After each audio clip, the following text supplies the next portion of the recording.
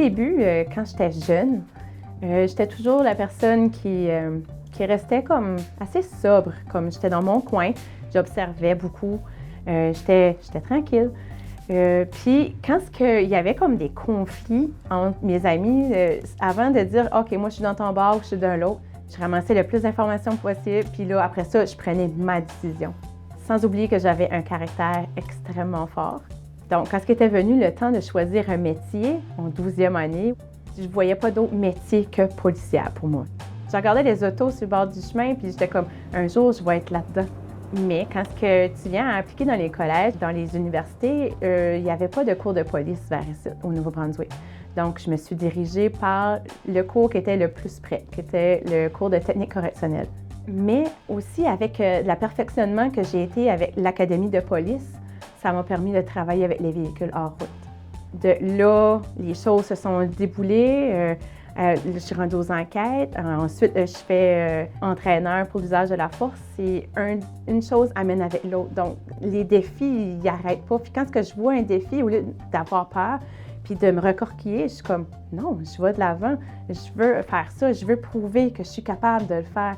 C'est pas pour rien que j'ai été la première à travailler avec l'application de la loi sur les véhicules utilitaires dans les mobiles, dans les patrouilles. J'ai été aussi la première femme à travailler avec les véhicules hors route.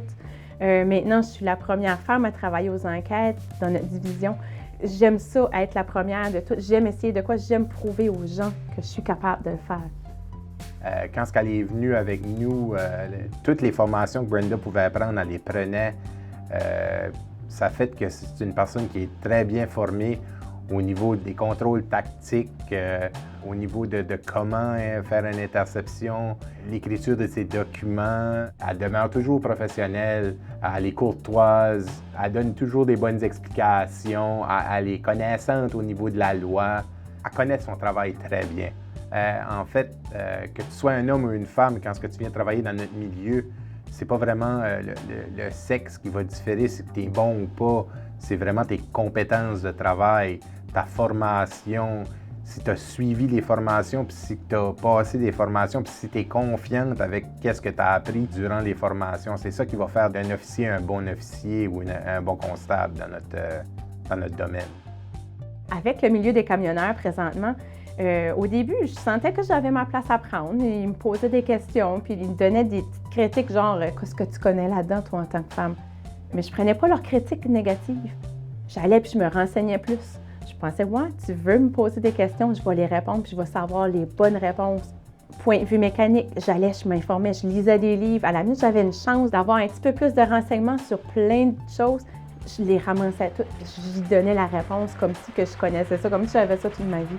Fait que ça, c'est des petits défis quotidiens, dans le fond, de prendre sa place. Mais ça se fait petit à petit, puis à un moment donné, tu t'aperçois que c'est comme si tu aurais toujours travaillé avec eux autres. J'ai juste à dire qu'en tant que femme, on a notre place. C'est à nous à la prendre, notre place.